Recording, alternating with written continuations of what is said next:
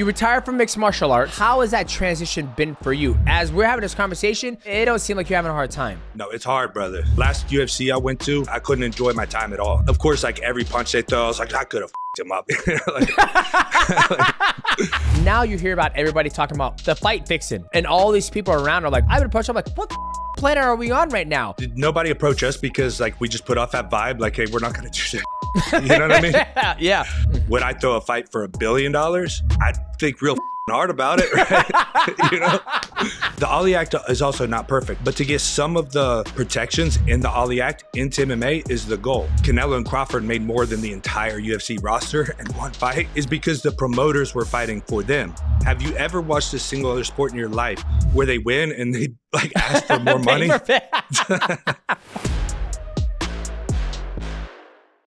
Oh, it's 15-time world champion, Demetrious Johnson. You're listening to the MightyCast. What's going on, guys? This episode of the MightyCast is sponsored by PrizePicks. Now, PrizePicks is a daily fantasy sports game played directly from your phone. It's very simple. Go to your app store, download PrizePicks, and when you do that, use my promo code MightyCast. Now, cool promotion going on for new users. You play $5, you can get $50 in your lineup. And it's very simple. They have everything under the sun. They have NBA, NFL, CSGO, Valorant, and even mixed martial arts. And it's simple. It's either more or less. If you think this athlete's going to throw this many significant strikes, go with more. If you think he's going to land this many significant strikes, you're going to go with less. Just lock in your picks at the right place, which is PrizePicks. Now, shout out to PrizePicks for sponsoring this episode of the MightyCast. Now, let us enjoy this chat with the one and only, the Immortal one, Matt Brown. What's going on, guys? Welcome back to another episode of the MightyCast, and I'm joined by one of my, I would say, former teammate. We trained together when you came up here to, Seattle AMC, a legend of the game, Vicious Elbows. Please help me welcome in Matt Brown, the Immortal. How you doing, brother? Great, man. Thanks for the nice intro, too.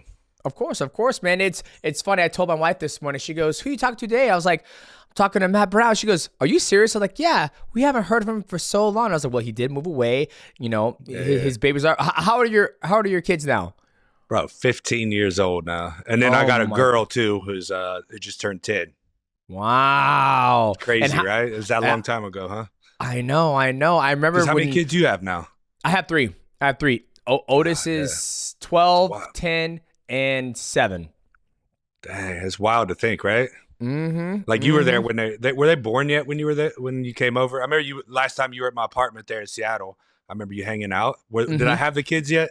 I don't think so. I remember Colleen. She was pregnant. She was ready to pop. Okay. But I did meet him because I can't remember. Did you had him and then you go back home, or I felt like you had him in Seattle, or We did.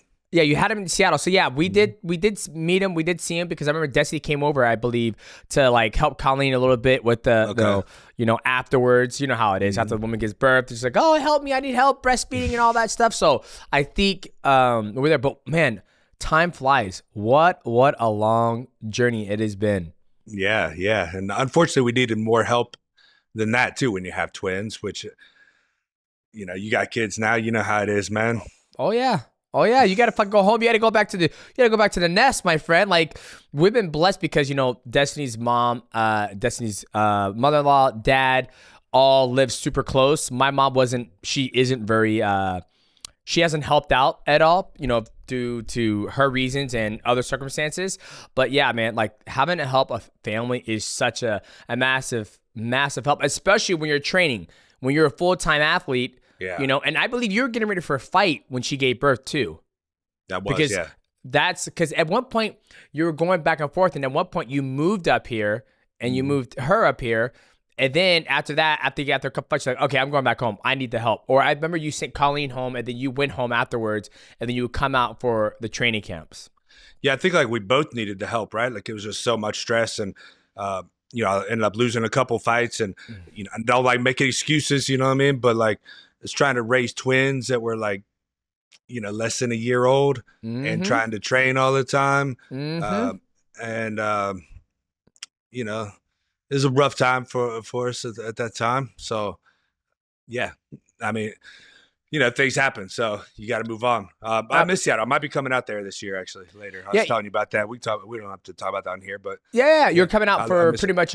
We talk about whatever the fuck we want. We catching up. Okay, people don't realize that we used to train together. I never forget when we trained. You're like, you know how Matt is. Matt's all right, we're sparring, Tuesdays and Saturdays, and then he's not picking and choosing. And I remember I went with you. You're like, death round. I'm like, what the fuck is that? He's like, don't worry about it, just death round. And I'm like, Matt, I don't know about this. And I remember we started going, I'm like, I'm gonna fucking die here. He was like, that's the whole point. It's whoever dies first loses. I'm assuming you're kidding a little bit, but the way you hit me, I felt like, oh, he was pretty fucking serious, man. I was probably serious, like just knowing myself back then. Like, owning a gym now, I always say something like, dude, the guy that I was coming into gyms as a fighter back then, I do not want that son of a bitch at my gym. I'm like, I don't know how people put up with me, because that's literally what it was for me. Like my training was literally like go to a gym and like find the toughest dude and see if I could beat his ass. But that, yes, when it came to training, when it came to the sparring rounds, it was. But I'll never forget what Matt said. He said that you were probably one of the hardest workers. You would always ask questions and you would never give up on trying to learn the technique, because like Matt would say, like, dude, like Matt Brown, he has heart, he has grit, and he loves to learn. Like, I'd rather have one Matt Brown than 100 just people who know what they're doing, athletic, gifted, all that stuff, right? He goes, that's something I like to work with. So that's one thing that Matt Hume said about you. And you were a great training partner, besides the sparring rounds, my little black ass. But other than that, I'm sure you and Tim Boat, you guys went back and forth. I mean, we had a lot of, those rounds I'll sit back and watch, like, oh, here they go. Oh, there we go. I greatly appreciate that. And, I probably, when I'm saying this, I'm probably thinking about all the other gyms I went to. Like Hume was my first coach, like coach, who actually like would show up to training on time and tell me, this is what you're doing, motherfucker. Yeah. Right. Like everybody else was like, well, just, they maybe they say they're a coach, but they're really just a cheerleader. Right. And you're just kind of like, all right, well, I'm doing what I want, then I'm gonna try to kill these people. And I also helped that I had so much respect for Matt, because I couldn't kill him. So I was like, I don't want to have a death match with Matt Hume, because I'm gonna lose. Well, that's why I think it made things different, because I don't forget when you guys would spar, and Matt, he'll come off the plane from Japan having chocolate cake, get in the ring and spar you and Tim, and he will get you guys in the clinch. And that's one thing you took from Matt, that you took that clinch and you owned it, like the frame and how you were able to control people's head and how you were able to hit your opponents with those elbows. So when you hit Diego Sanchez, I was like, that's one thing that even Brad Kirsten said. Brad Kirsten was like, Matt Brown took Matt Hume's clinch. Like, when you look at mixed martial arts today, nobody utilizes the clinch at all, right? When you were in the game, you utilize that clinch and you put people to sleep. Man, I say this all the time. Like, Matt was so far ahead of the fucking game, because he was talking about that clinch stuff. I still think there's some people that clinch well today. Yeah, Charles Oliveira, he's probably the best example, I think. Paul Felder did it some. There's some guys that do it pretty well. I got some guys coming up you're going to see in the future that are going to be clinch fucking a lot of people, by the way. But with that said, I think he was so far ahead of the game. And he was the first one that put me in that mindset of clinch, and like, this can be a powerful position. And of course, you remember Dorian, him going back and forth Thailand was bringing like more pure Muay Thai clinch, whereas Matt was bringing, his wrestling, MMA, right? So I had this beautiful blend of people teaching me this clinch. And then you start grabbing people in there and you're like, wait, you guys don't know what to do in here. Yes. Like you don't know what you're getting into. And I just love it. Just take his, and even if you go with someone good and you better them in the clinch, but you can just eat their soul in there, right? That's what the clinch is all about in Thailand, right? You're just taking their soul piece by piece. So I came to really love it, eating souls, right? That's just a great part of fighting it. But yeah, Matt's clinch is also, I don't think I ever, I think I was there for a year and a half, maybe 2 years. I don't think I ever completely like grasped the depth of his clinch until many years later, because I would start getting better at the clinch, and then I would remember something that he taught me like 5 years ago or 10 years ago, however long it was. And I'd be like, oh, now I know what he's talking about. And the other thing I'll add to that real quick is like when we talk about how far ahead he was of the game, dude, we were, what was it, 2009, 2010 era? Yeah. And he was already preaching leg locks back then. Yep. Remember, he was making all of his training. I didn't want to train leg locks for shit. He was forcing us to do leg locks. And look what happened. Now, Gordon Ryan, particularly, and the Death Squad, leg locks are everywhere now. And it's going to be an MMA at some point, too, I think, a lot more. Yeah, I think when you do leg locks, I mean, it kind of is. You have the heavyweight who's hit, what, four heel hooks in every single UFC event? It's 6? No, I just said, who's this? I forget the heavyweight's name. He just fought recently on the Surgan versus Tom Aspinall fight. I'm not sure what his name is, but the producer can look it up and tell us. But he's been hitting it. And I think with leg locks in mixed martial arts, you run a risk of the athlete coming up on top and hitting you. Because Gary Tonin, he was leg locking everybody. Then, obviously he got knocked out. By I forget the gentleman's name. He just retired from mixed martial arts. So we could potentially see it in MMA, but it's all over the place in jiu-jitsu. Everybody's a leg locker. You watch any IBJJF, no-gi, adults 18 to 30, all leg locks. CJI, all leg locks. It's something that, but it's kind of crazy that Matt Hume was talking about that, almost 20 years ago. And I agree with you. He was ahead of his time. And I still think his mental and how he can approach a fight and exploit people's weakness in a fight, he can do it. And I think right now, Walter was the guy who's been leg locking people in the heavyweight division. Johnny's brother, right? Walter Walker? Yeah, they're half brothers. So Johnny Walker and Walter Walker are half brothers. But he's been hitting that heel hook. But it's kind of crazy how Matt Hume was talking about it so long ago. And now it's starting to, now it's big, almost like, oh, leg locks, it's the newest thing. And Matt's like, well, he don't smoke. He's like, that shit's long gone, man. We were hitting that shit a long time ago. You know what I'm expecting? I mean, we had like Husamar Polaris, right? He was the guy that really had the chance to, if he would just not be a dummy and let go of the freaking leg lock, right? He could have been doing that as a world champion, I think. But I think at some point we're going to see someone like him who can wrestle, has like good striking, and like doesn't. And when they get that leg, like it's over. Yep. Right. Yep. But it can also wrestle, right? Like because you got guys like Ryan Hall, right, who go for them a lot, but that's his only thing. Yeah. Right. I mean, he has amazing jiu-jitsu, but like, the wrestling up. Yeah. The wrestling up. Okay. I can strike. Here's a high kick. Here's a push kick. Here's a clinch. Oh, you shot. I sprawl.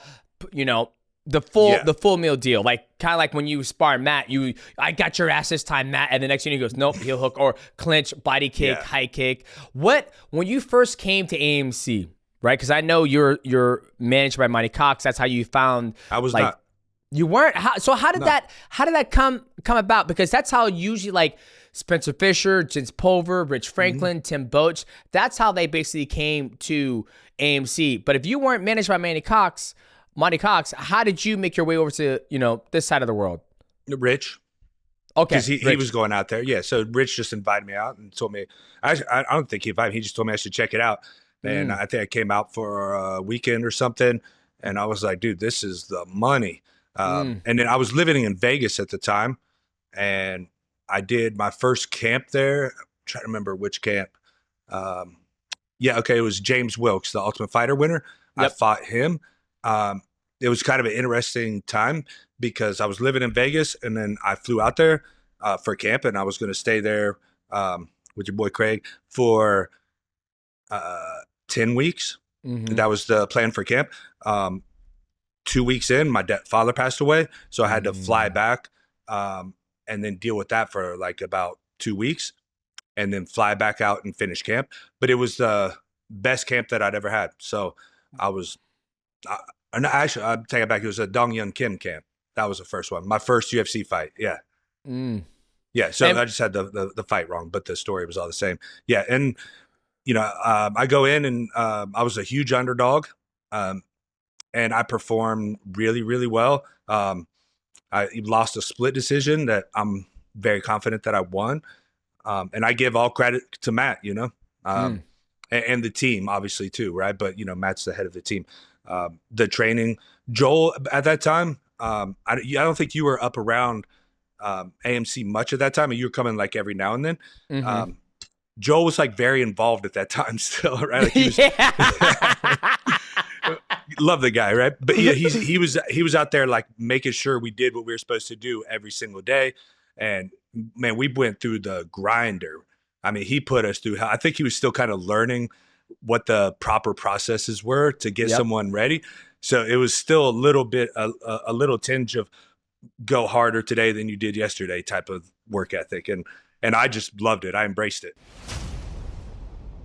What's on, guys? We have the Zone, the Night of the Champions, the Ring 4. You got David Benavidez taking on Anthony Yarde. You also have Devin Haney taking on Brian Norman. And also on the card, you have Jesse Bam Rodriguez taking on Fernando Martinez. Guys, you guys can order the pay-per-view in the link in the description below. And when you order the pay-per-view, you're going to get a 7-day free trial of the Zone. This is going to be the biggest boxing event in 2025. You don't want to miss it. David Benavidez taking on Anthony Yarde. You have Devin Haney taking on Brian Norman. Guys, banger after banger. 4 world title fights across 4 different divisions. Click the link in the description below, order the pay-per-view, and when you do that, you'll get 7 free-day trial of the Zone. Now, let us get back to our guest. I love that. Yeah, I wasn't coming around that much. I think I was coming up, I think it was like Wednesdays and Saturdays because I was still working full-time. And then I also lived an hour and 15 minutes away. So the days I had off or I was off early, I would make it up there. But I'll never forget just, all these guys coming in, because at the time you're in the UFC, I wasn't in the UFC. I was still, I was amateur. Yeah, I was still amateur, right? And I remember you fought in Alaska when I was there and head kicked a guy. Yep. That was my transition. I was pro, but then after I kicked him in the head, that's when I got picked up by WC. But it's so far, like when we think about this, I honestly feel like it was like 2 years ago when I think about like, going to the swimming pool for the exercise. Joel, God. Dude, I tried to block that out of my memory. I completely forgot about that shit. Everybody hates the swimming exercise, but like you said, it was still in the infancy stage of how do you prepare an athlete to go out there and fight. You don't want him to gas. You don't want him to think his cardio is not ready. So, Matt will come up with some crazy ass shit with like, okay, guys, you're going to swim with that brick. Nobody drop it. Nobody drop it. If you drop it, you're going to spar me tonight. And everybody didn't want to do that. But let us know, tell us about that swimming exercise. Bro, that one I completely just bitched out of. I'm the worst swimmer ever. And I come to find I have a good reason for it too. I get these DEXA scans all the time. My bone density is like off the charts. It's ridiculously high. Like they literally have to expand the chart for it, right? So I just sink to the bottom. I'm reverse buoyant. Like if I hold my breath, like I still sink to the bottom. So I remember Matt making us do the treading thing. And like, I can't tread for shit. And I'd put my hand up on it and he would step on my hand and I'd try to go back and try to tread. I'd put my hand back up there and he'd step on my hand. And I'd be like, bro, you can just break my hand. Cause I'm not doing it, man. Like that's the only time in my life, the only time I can think of, like, I feel I just straight bitched out. I just like, no, I can't do this shit. But yeah, so we do the tread water and then sprint to the other side and take the brick underwater. Because like George was an amazing swimmer, right? He was out there and he would take the brick and go all the way down the Olympic pool and back with the brick all the way at the bottom of the water without coming up. I'd get like 10 feet. Like, come up and I'm like, fuck this. Then you got Matt on the side. Go underwater, you pussy! Get underwater! And it's like, I can't swim. Stop. And I'm 28, 29 at that time. Just getting in the UFC. Think I'm kind of hot shit and all this and that. And I'm like, bro, like I don't need this bullshit in my life, man. Like I want, like, there's like, can we just go punch people? Yeah. Well. I always love it. That's one thing I miss about like the later stage of my career is that at that time it was a group. You're getting ready for a fight. Tim Boach was getting ready for a fight. Rich was, I think, at one point getting ready for Anderson Silva the second time. And like you had Mizuno, you had Sakurai coming in town. You had the Pride, critical. I think it was either Pride or Dream at that time going on. So I was surrounded by a lot of athletes who were in the professional league, UFC Dream, where at the tail end of my career, it was just me training and Karros as well. But Karros, he fought and won, and they kind of like, got cut from one championship, and then he wasn't really, like trying to find another fight, essentially. He almost kind of like semi-retired. He didn't retire, but he's like, I'm just doing my thing. That was one thing I missed. But let's talk about your UFC career. You had an amazing career, amazing fights. Talk to me about your favorite ones, and then obviously the ones where you're just like, God damn it, like I made that mistake. Yeah, I've made enough mistakes. Definitely, my two favorites would be when I fought Robbie Lawler or when I fought Erick Silva. Erick Silva was a fucking banger. Yeah, that was a fucking banger. Yeah, that's an easy one, right? But actually, my fight with Robbie Lawler, I like more personally because it was I learned more in that fight than any other fight in my life. Robbie was the only guy in my entire career that I've been where I punched him square in the face hard, and he was rocked, and he still looked at me like a warrior, right? With composure, like he's like, I'm not. That's not what's going to stop me. You got to do more than that.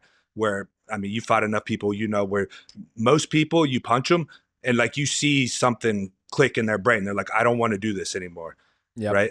And he was the first guy that I ever fought that was like, I want to do this more now that you punch me, right? And he was, so I learned so much. And Robbie is such a tactician that I took that for granted a lot in preparation for that fight. I really thought I was going to outsmart him because he doesn't come across like a smart guy, right? We're doing media tour together and stuff. And he's like, giving one word answers and, just not really caring. And the way he speaks, like he doesn't come across like some articulate genius or anything, right? And but come to find out, I've actually got to know him a little bit since then, and he actually is a very smart guy. But regardless, in the ring, the guy is an absolute master technician. Like he knows so much more. He's 5 steps ahead in a lot of ways. So that's my favorite fight as a martial artist. As an entertainer, Erick Silva. Because it was a fucking banger, like you said. It was a war, and I fought through some shit. The back and forth, and my favorite thing, I don't know if you remember, I remember me saying this. I said, man, I love when people get hit in the body because the reaction is so animated, and I never forget you're bah bah bah, you're hitting him, you're digging to the body, and then he turns and hits you to the body, and you go, oh, you run away, and then you turn back around and start fighting. I'm like, this is probably the best because there's only certain people who actually like show when they get hit in the body, and you were one of them. But that fight was probably one of my favorite because it was back and forth. And at the time, Erick Silva was like not the boogeyman, but he was kind of like the up and rising guy. He was beating a lot of guys. You were there. You're winning and losing, super super tough, knocking people out. And that back and forth war was an absolute banger. Absolute banger. At that point, I was on the win streak. Actually, he was so that was right before the rankings came out, but he was basically, if he would have beat me, he would have been in a title contender match. Like he was projected to be that guy. Like Dana basically said that backstage, when they do the little talks and everything, he basically told us like, the next, the winner of this fight's going to be either a title or a title contender. So, they had high hopes for him. And this was before they were testing really too, and if you're from Brazil, like you probably doing some shit, right? Well, if it's before USADA, you just never know, right? It's. I don't want to say it's in the culture, but a lot of people out there. Look, Vitor. He was on TRT where he was shredded, and then he got unshredded and became shredded again. And it's just crazy. Like I always tell people, I feel like the infancy stage of the UFC at that time frame was probably the best, from 2010 all the way to like 2018, 19 was just like amazing because it was still new. You still had guys who were specialists who did things very, very well and only one thing very well. You had the fights, where you would have multiple championship. There was almost like a storyline, right? Like your fight, you and Erick Silva, you're on a long win streak. He's a new kid to block. Okay, whoever wins this title contention or title fight. Now it's like you don't know who's going to get a title shot. You don't know who's ranked number 1. It's almost kind of like it's more of an entertainment where I feel like back then you could follow the story like, oh, if he wins this, he's definitely a title shot. Where now it's like, oh, what? He's getting a title shot and he just lost his last fight. Yeah, which is like a good and bad thing, right? Because, I think, and this is like one of the things we talk about on my podcast a lot with well, I bring it up a lot with this Ali Revision Act and sort of the issues with the way that the UFC has taken control of everything. Like, because they control the title, they control the ranking, they have exclusive contracts and this and that, and when that happens, it only makes sense for them to make it a show. Yep. Right. Yeah. It doesn't make sense for them to do a merit-based ranking system. Otherwise, Movsar Evloev would have a title shot right now. Right. Yep. This is just. Again, it's one of the issues that like people don't really talk about a lot in terms of like mainstream fans, and then us behind the scenes. It affects our lives and our careers. So, and even the USADA thing, if you think about that, like there was pre-USADA, right? But even in USADA, like all the guys with money are still taking steroids. Yeah. Right. If you can afford to beat the test, it's just a cat and mouse game. I mean, in NFL and MLB, all the sports, like if you have enough money, there's doctors out there that know how to beat this shit, right? If there's a doctor that knows how to make a test for it, like there's a doctor that knows how to beat it.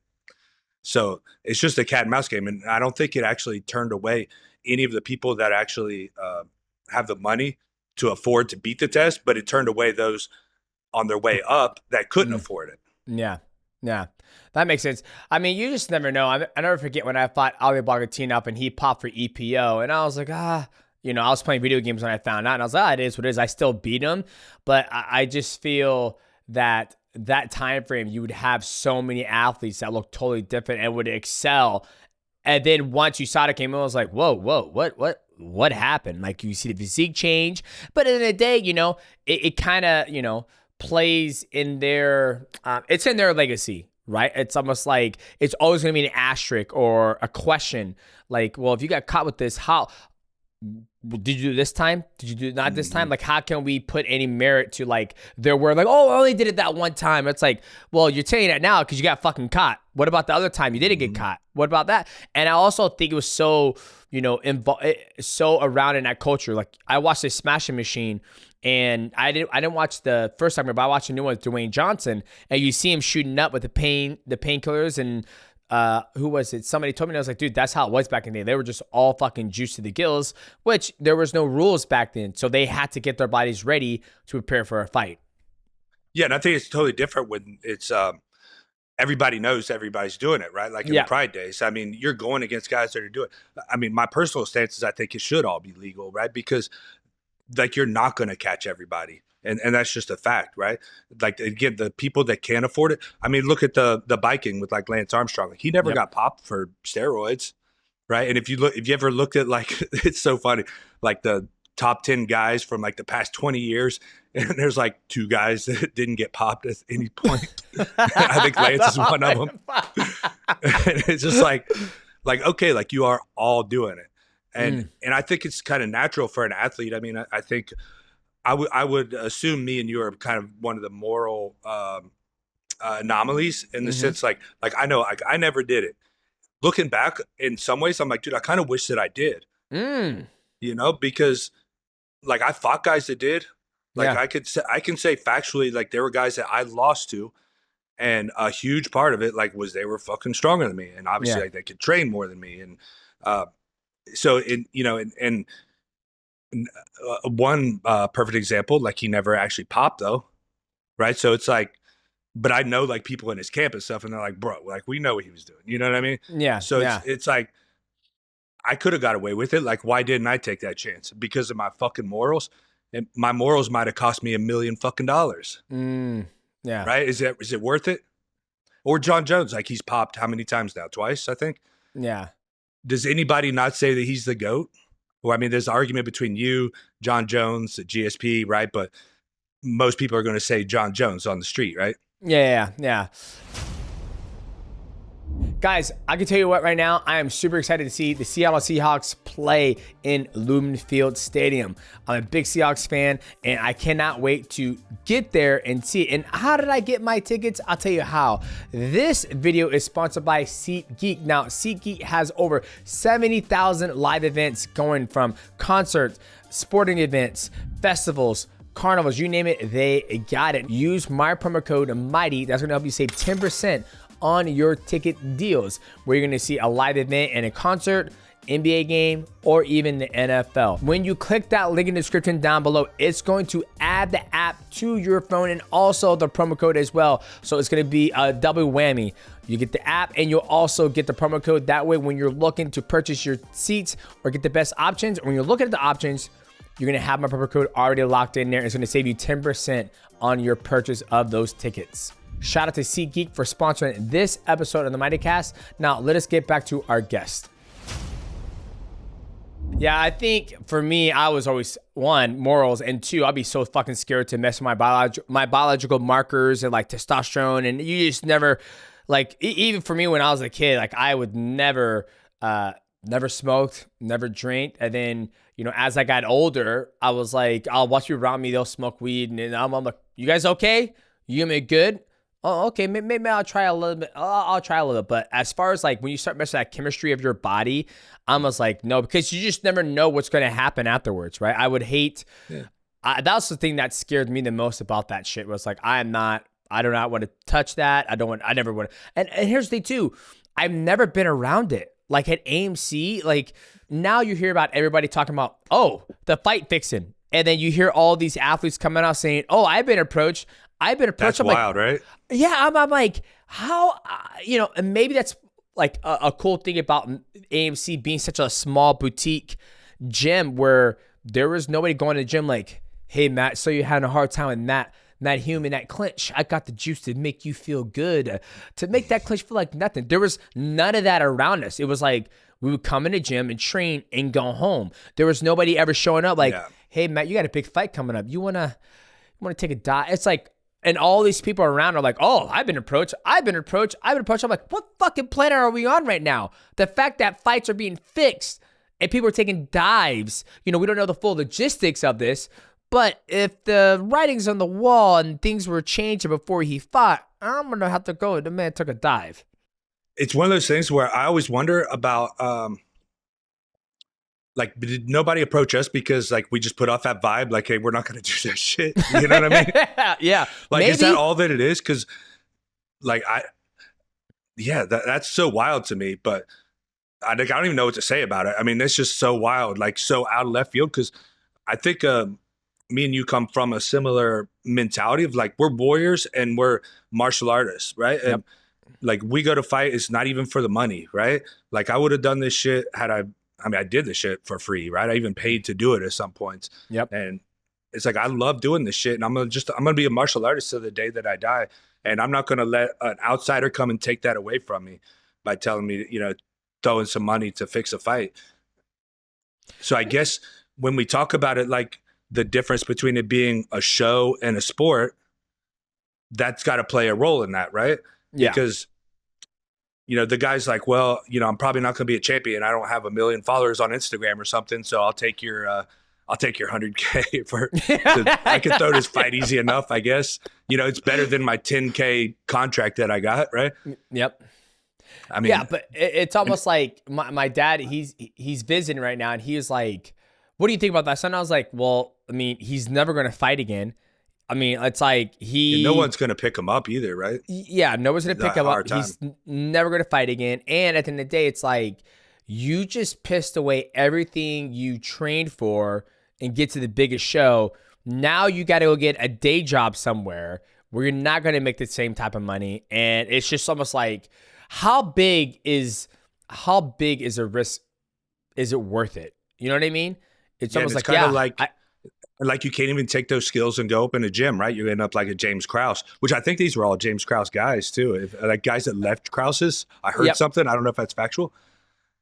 Yeah. Well, I know he was tied to James Krause at one point, but he's moved on since then. I think 3 years ago, that's when James Krause kind of got busted from all that stuff. But it's like, it's just not worth it. Like all the money in the world, just the morals and ethics of the show or the sport itself. It's almost like, why even risk that? You know, it's like we're here. I guess like if you don't believe in yourself, right, and you don't think like you're going to be a champion one day. Yep. I mean, you got to think like I'm sure there's a price on most all of our heads, right? Like, would I throw a fight for $1 billion? I think real fucking hard about it, right? So it's just a matter of like, what, if this guy's making 10K and he's like, maybe he's got a fucking mortgage due or something, right? Yeah. He quit his job and he's got a mortgage due and a new baby. And he's like, this guy's like, hey, you can make 100K, just throw this fight. Yep. Right. Yep. He's like, fuck, man, I guess, know? Yeah. See, I hope if he did, I hope when things come out like, hey, we found text messages, we found paper trails and all that stuff. I hope when he gets caught red-handed, he goes, okay, guys, yeah, I threw the fucking fight. Like I'm going through a hard time. I got approached by this guy, and I threw the fucking fight. I just want people to like man up. Like if you did it, like when TJ, he popped for all that stuff that he pop for, he kind of mad at me. He goes, yeah, I wanted to make 125. I was hurting and X, Y, and Z. Like, respect him, manning up. So I hope if this gentleman did throw the fight and try to make it fixed, I hope he mans up and he's like, yeah, I fucking did it, like X, Y, and Z. Instead of like just disappearing, off. It's almost like Diddy. I hope Diddy comes out and goes, hey, man, I was having freak offs, man. Shit, I'm a freaky motherfucker. Like, I, invite everybody over, try to get them doing a certain thing. And yeah, I got caught. My bad. But there's no, I guess, a law, having freak offs. I just want people to step up and man the shit up that they do. Yeah, and I hope he puts it in some crypto and hides it, put in a Monero coin or something. I don't think he's gonna get that money. I think it's gonna get seized by the government when they find out. That's why he's got to have that in some crypto, like straight now, before it gets seized. You gotta wash that shit, bro. Matt's like, wash it real quick. Yeah, man, it's some Monero coin, bro. Yeah, man. So you retired from mixed martial arts. Like you're retired, right? Yeah, I'm done, bro. You're done. So how was that transition for you? Like after, like I feel you're doing a good job, right? I feel like you're not missing it, or maybe you are. Where I feel a lot of athletes who retire from mixed martial arts, they have a hard time getting back into the flow of things with regular life, right? Because, you spent the last 15, 20 years training your body every day, getting ready for the next goal, pushing a heart rate to 185, recovery, sleep, day in and day out. Now it's almost like once you retire, it's like, boom, it's all done. How has that transition been for you? As we're having this conversation, it don't seem like you're having a hard time. No, it's hard, brother. It's hard. Tell me why. Tell me about it. I mean, I love fighting, man. I absolutely love fighting more than anything on this planet, bro. Except my kids. I give them a one up there. Yeah. Man, I admit, like, it's fucking hard, bro. I really truly miss it. Last UFC I went to, Chicago, they walk you through the tunnel, come out to sit and everything. Yep. And I mean, I almost had a tear in my eye, man. I was like, why the fuck is this not me? Why am I not walking up to the cage right now? And I don't even want to go again. Like, I don't want to feel that feeling that I felt because, I had a hard time. I was with a girlfriend and I couldn't enjoy my time at all. I didn't enjoy it one bit because I'm sitting there watching these guys do what I should be doing. And of course, like every punch they throw, I was like, I could have fucked him up. I could have done that, I was definitely like that drunk fan of like, what are you doing, you idiot? Yeah. No, I truly hate not fighting. Like, I do not enjoy life nearly as much without it, but I've come to peace with it. And the way that I did it was the way that I view it now, the way I frame it is my first half of my life. Like I was 42, 43 when I retired.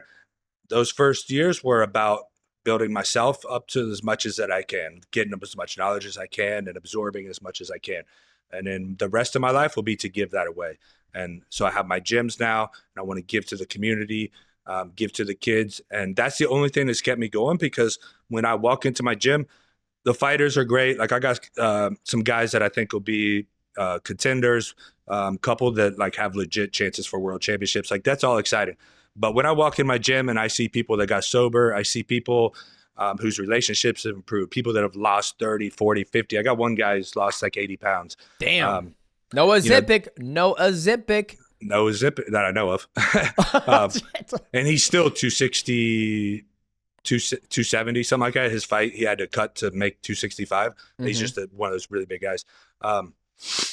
That's what keeps me going, though. And that's a beautiful thing and a beautiful part of my life now, to give these people inspiration. And I know a lot of those people walked in day one because of what I did, what they seen on TV. And that gives me inspiration.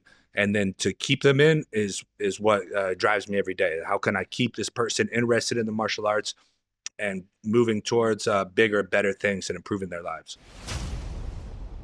What's going on, guys? This video is sponsored by Bear Mattress. Now, Bear Mattress is an absolute amazing mattress that I've been sleeping on for about 6 to 7 months now. It is fiberglass free, so there's no fiberglass when they make their mattress, which, if you guys don't know, fiberglass can be detrimental to your health. Another beautiful thing about Bear Mattress is that they deliver it directly to your front door. Just you go to the website, use my promo code MIGHTY. That's going to save you 40% on your mattress. When you do that, they're going to have you take a quiz. Are you a back sleeper, stomach sleeper? You sleep on your side, you sleep on your left, right? After you take that quiz, they're going to point you in the right direction, which they're going to think is the best mattress for you. And if you're nervous that you might have made a mistake or it might not be the best mattress for you, they have a sleep trial for 120 days where if you don't love it, then they'll make sure to make it right. So if you guys want to upgrade your sleep and sleep like a champion and recover like a champion, go to bearmattress.com/mighty and use my promo code MIGHTY. It's going to save you 40% on your mattress, or click the link in the description below or scan the QR code. Whatever way get you to Bear Mattress, use promo code MIGHTY and also save 40% on your mattress. Shout out to Bear Mattress for sponsoring this episode of the MightyCast. Now, let us get back to our guest. So you missed the combat. You missed the getting ready and actually fighting, the act of that. Not necessarily like the lights and you being on posters and all that stuff. It was the actual combat side of it is the thing that you missed the most. Yes, sir. Yeah, just he's like, yes. Yeah. I love you know what I would say, like what I miss the most is like being scared. Right? Like I'm not really scared of shit. You know what I mean? There's nothing like intense that happens in my daily life where I'm like, fuck, I don't know if I want to do this.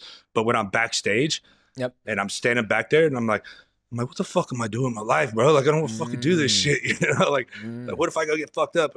Or especially, I think you relate to this, man, the standoff, right? When because you know, you're obviously scared, nervous, whatever you want to call it, anxious all the time back. But then when you step in the cage, it's like you're still scared, you're still nervous, but there's a fucking freedom of, okay, now I can release all this nerves and all this anxiety.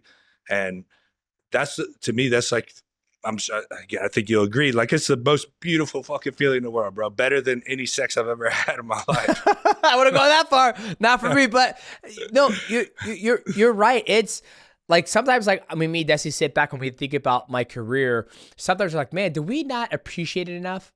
You know, because now that it's done over with, I don't miss it because of all the politics and all those things, and then get it ready and, oh, what do you think about this? And I felt like I was always fighting for the machine, I guess you could say, right? Where now you have your own gym. I have my YouTube. I have, you know, other investments and businesses going on. It's kind of like I'm building something for myself, where you're building something for yourself and the people who are giving you inspiration to keep on going and staying in martial arts. But when I would fight, you know, I would black out, not black out, but it would just be a different person. Just like, you know, when I think about it now, like me fighting, I'm just like, oh God, I would hate to do that. I don't want to get hurt. I don't want to injure my body. It's almost like a totally different person I am now. I'm like, you dealt with, I mean, you were a champion, one of the greatest of all time, without a doubt, multiple time champion. So I'm going to guess that the politics, the behind the scenes, the pressure, the media was like far and above what I was dealing with. Yeah. So I can kind of get that, you know? Yeah. And I don't know, like, I just never forget, like, when I finally got done, when I was ready to, like, not quit, but, like, retire, like, I'll just never forget, I was hitting pads and Matt was there watching, and I got done. I was like, I'm tired of fucking working hard. I was like, I'm not gonna lie to you guys. Like, I'm ready to, like, and then Destiny knew it was my last camp. She knew it was my last fight. She was like, you don't know that this is your last fight. I was like, nah, I'm gonna keep on going. She goes, I think you're done, babe. And I'm like, the fuck? I was like, My fucking muscles looking small. What's going on here? I'm fucking peak prime, baby. But she just saw something in me. It wasn't like the spark of like competition went down. I think it was just like just working hard for so long, and the body's just like, I think you're ready to do something else. So that's interesting. I had a similar feeling one time. I don't think I've ever even told this story. I was one time backstage right before a fight, and I actually called an Uber to pick me up. I was like, I'm not fucking doing this fight tonight. What? I literally called an Uber. I was like, I told my coaches, I was like, I'm fucking leaving, bro. Fuck this. And then they sat me down, convinced me, and I was like, all right, I canceled the Uber. But it was in my head. I was like, dude, I just want to go eat a fucking pizza and sit and watch TV. Like, I don't need this shit in my life, And I happened to go out there and lose too, by the way. So. You're like, you still want to order that Uber? Yeah, get that fucking Uber. Let's go to Pizza Hut. I should have ordered the fucking Uber, right? But it was but that's when I kind of knew that I was on my way out. I still had a couple fights after that, but it was like, I know what you're saying, like the amount of work and that single-minded focus that you have to have when there's like so much beautiful things in life to enjoy. And at some point we have to enjoy the benefits and the rewards of all this work, right? Or else we're just working ourselves to death. Yes. So I could totally relate to that. But I could tell you every single day when I walk in the gym and I'm, sparring fighters or especially when I go to these events, it drives me, even the local events. Like I have a hard time cornering guys because I just want to get in there so bad. Yeah. The actual competition, I know most guys say like they don't love the competition. They love the training and the lifestyle and all this. Like I always hated the lifestyle and the training personally. I should say I hated it, but it's a little bit like we have a choice whether we go to the gym. Yeah. And I like to have like, no, I have to go to the gym. You know what I mean? I like someone, maybe not someone, but like outside of camp, like I'd always have a hard time other than just being a martial artist. So like I love to go, be a martial artist and learn new things. But I don't want to like push myself. Like it's fucking chill, Yeah. So then with the aspect of you having potential athletes in your gym who could be a world champion, who could be a legit contender, what the landscape of mixed martial arts, it's out there, right? You're involved. You're not involved, but you're seeing, the writing on the wall with the Ali Act revision, all that stuff. You see how if you want to get into UFC, you go to the, that's the only legit place that's actually paying, pretty legit money, right? PFL is, GFL. We don't know if they're ever going to get their shit together. You have Rise and you have one championship, but in America, King is, the UFC. So knowing that fact, do you still have that motivation to get your athletes to that level? Like there's a guy in our gym, he was about to get ready for a fight, but his fight got canceled. The casino just canceled the whole card. And I told him, I was like, dude, to be a mixed martial artist right now, a pro MMA fighter, this shit is hard. It's not looking too bright because to get it, I was talking to somebody, and this was off record. And I asked him, I was like, "Dude, what's the path to get to a good promotion to make money?" And he was like, "Well, for the UFC, he goes, it's going to be Dana White's Contender Series, and then after that, then you get picked up from there. Then you make the UFC." I could be wrong, but he's a manager. He manages a whole bunch of athletes, and I'm like, well, if you don't make it to Dana White's Contender Series, you're pretty much having to get picked up. It's very rare that they sign somebody who just comes right off the street, if that makes sense. So for you, how do you stay motivated knowing that he's going to go right into that machine? Yeah, I think it takes a special guy on the athlete side. For me, I'm here to ride along the journey and provide as much value as I can for their journey. This is part of one of the reasons like I don't have a fight team, so to speak. I help guys that are my friends and that are actually help the community, help the gym, help the brand, things like that. And if they do that, then I'll give you all the knowledge that I have. Other than that, like I'm going to help people lose weight. I'm going to help people, get sober, whatever, right? I want to help regular people. In terms of fighters, like I tell them that from the beginning, like I don't care if I train fighters, but I'll give you all the knowledge that I have if you're my friend and, we're along on this journey together. And if that's what you want in your life, just understand what you're getting yourself into. And, and I'm happy to help you be the best martial artist that you can be. But for the athletes, it's a very difficult road, right? Like it's not what it used to be. In our time, I mean, I guess it was, I mean, it was pretty hard back then too. There were so few people that they were bringing in. I mean, I got in on Ultimate Fighter. I got lucky. I don't know if it's harder now or less hard. I think it's harder now because I feel it's so predicated on the viewership and what you bring to the table. You know, we got a guy who's 7 and not me, but I trained with a guy who's 7-0, and he's like, man, I want to make it to the UFC. And I talked to this guy, and he was like, dude, right now the word on the street is that like they're not signing any flyweights. They're not worried about flyweights. They're like they just want 15 fucking ninjas, and that's it.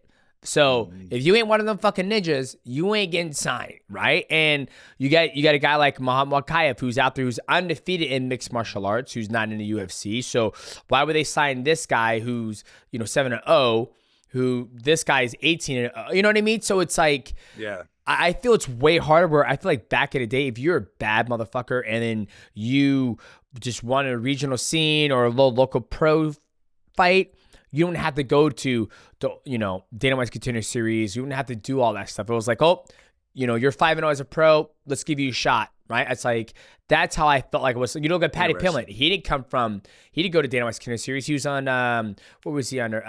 Dana White's Series, if you win in an entertaining fashion as well. Yeah. Okay, so it's kind of hard. Yeah. I think it's way harder now than it was back in the day. If we're whooping ass, you would get seen. Yeah. They're like, we're gonna give this guy a shot. You get in there, 5-5, 8-8, or whatever, then you get your opportunity. Now it's like you have to go there. I mean, that's what it's like. That's what the manager told me. That's interesting because I generally tell athletes, like if they come to me with that dream of getting in the UFC or whatever, and obviously I gotta see the potential, whatever first, but I'll tell them like there's kind of two paths you could take. Like you could take the martial artist path, the warrior's path, and just keep fucking fighting. Yep. Right? Like you'll eventually get signed. I have one guy right now, 10-0 with 9 finishes, absolute killer. He's one, name's Josiah Harrell. Look out for that name. He's going to be a world champion for sure. Like got every quality you could ever ask for. Reminds me of a bigger version of you, actually, 170. But anyway, with that said, he's not going to be a Paddy Pimblett talking shit, starting a podcast and doing social media all the time. I mean, he's on social media, but he's not doing anything, being an influencer or anything like that, right? But that's the other path that you could take, right? If they just see the simple entertainment value and they see that you're going to bring eyeballs, then they're going to sign you. But the real reason, like, I kind of feel like it's easier now, and I could be wrong, like you could be right, but it's because there's so many people. And as a flyweight, like it's, for whatever reason, they don't promote that division a lot. But in terms of like 145 and up, and maybe 155 and up, like they have so many guys, and bro, there's some of them that like suck. Like they're just terrible, right? I mean, there's like terrible athletes in there, and it feels to me like throughout the years that I've been doing this, like over 20 years or whatever, like everybody I know that really shot for it, like they got a shot at the UFC at some point. Yeah. Everybody that really worked hard for it. So that's why I kind of feel, it feels to me like it's probably easier today because there's multiple paths. Whereas in our day, it was like so few people. Yeah. Okay. Right? Like it was like you were a special motherfucker if you were in the UFC back then. Yeah. Yeah. It felt like. Now it's kind of like, oh, you fought in the UFC? Like, okay. Okay. It's almost a watered down. Like, oh, everybody's in the UFC now. You're in there back in the day. And that's also probably because there's more places to fight. Right? Yeah. Where there's more places to fight, but if you're at the premium spot, it's like, oh, I go to Club Charlie's. Club Charlie's is only the finest athletes get into Club Charlie. Now you go to Club Charlie. It's like, we letting everybody in this motherfucker. You come in. You ain't even that good, but shit, we gonna have you in there. And I can see what you're getting at. I mean, I think that's also predicated on how many shows they have. I mean, they have a show. Yeah, now they're going to have like so many, right, with this Paramount deal, right? Yep. With the $7.7 billion, do you think that's going to affect fighter pay? Like that's always the biggest thing when people talk about, not the everyday casuals and mom and pops who watch mixed martial arts, but from right. Me, you, guys like Wani who kind of cover the sport. They see $7.7 billion. We always think like, one, how's that money being distributed? Is it through stock? Is it through equity? Or is it just all cash? Will the fighters see an increase in pay, across the board or not? Because as a champion, that's where you made most of your money, was the pay-per-view points, if you got pay-per-view points. But for you, when you saw that 7.7 billion, what did you think? You're like, oh, this is great for the sport? Or do you think it's going to monopolize the thing more, where it's like now they have a great broadcaster and it's going to be free for people to be able to watch it at Paramount Plus? Well, the Revision Act will monopolize it more, right? Because the goal of MMA FA and the other balancing side of fighters versus promoters type deal is to get the Ali Act into MMA. Now, if they revise the act, then it doesn't help getting it into MMA at that point, right? But in terms of the money, I mean, I would anticipate they'll give a pay raise. It's just whether it's like significant enough to really make anybody difference, right? I mean, it's almost like we're all just a bunch of fighting dogs, right? And if you if you go down the street and you can buy your dogs, that everybody wants to see your dogs because they're your dogs, not because of the dogs, but because they're your dogs, and you can go buy them for $10, you're going to keep buying them for $10. Yep.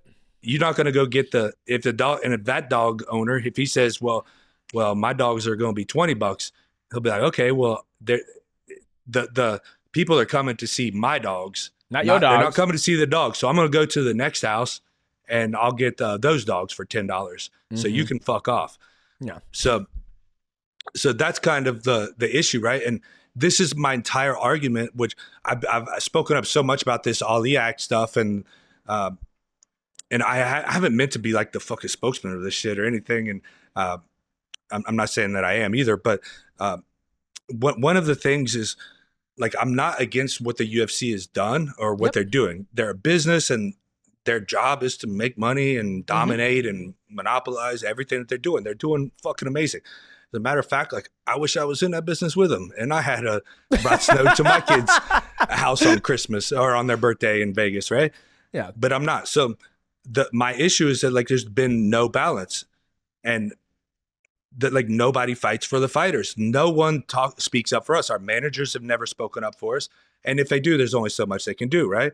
Yep. So us being the dogs, we're just dogs sitting here being, begging for treats, right? For a $50,000 bonus, which is like, can somebody, it should be politicians who don't work for anybody that doesn't pay them. But, they should step up and be like, look, you can't be doing this with these dogs. Yeah. I love that.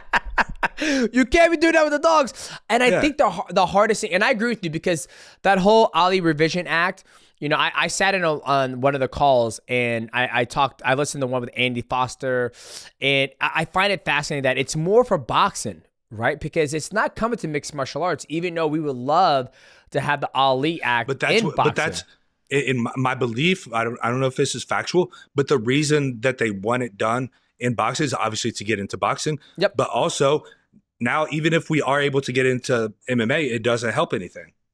Yeah, it wouldn't do anything. Yeah. Now it's a done deal. Like, monopoly done. Game over. Well, I feel like it won't be. And the reason why I say this is because, Oscar De La Hoya says, I'm not worried about it, right? And from what Andy Foster said, depending on if the UBO and the IV Act revision thing gets done, then there's going to be different UBO, and you can decide what legislation you want to fight under, right? Granted, you're going to have to rely on your manager. You're going to have to rely on you reading the fine print. But, okay, which UBO which legislation am I fighting under? Am I fighting under the True Ali Act, where it's like, hey, I get to see the pot. I get to get 80% of it, right? Or is it under the UBO? And I understand, right? Like you said, them dogs. There's always going to be a dog out there that's going to be able to be bought cheaper, right? Yeah, I can go get a $5,000 purebred K9 certified approved. The hip dysplasia is not going to happen in my German Shepherd. Or I can go down the street and see a guy who's holding his fucking sign for German Shepherd $10 puppies. It's the same thing with fighting. You can always there's always going to be a fighter out there who's going to fight for cheap. There always will be. And I'm sure there's always going to be boxers out there who will fight for cheaper. And that's the problem I think we're always going to run into until somebody's like, guys, stop fucking fighting. Like, you don't go. And I said, if you could choose different legislation, then who would want to fight for that legislation? The guy who wants to do cheaper. So if the UFC could take somebody who's a boxer who's, I don't know, 5-0, never gets picked up on Golden Boy, never gets picked up from Matchroom, etc., but UFC gets him, builds him up to be a star, and next thing you know, it's like people, the American, the everyday casual person, like, man, I want to watch that. That's branded by UFC. I don't see anything wrong with that. You know what I mean? It's almost like they're this is how the pie's been baked. I got a better recipe to do it, so let me bake it. And if the consumers want to eat this pie, that's your guys' bad. I made a better pie. You know what I mean? Absolutely. That's how I feel about it.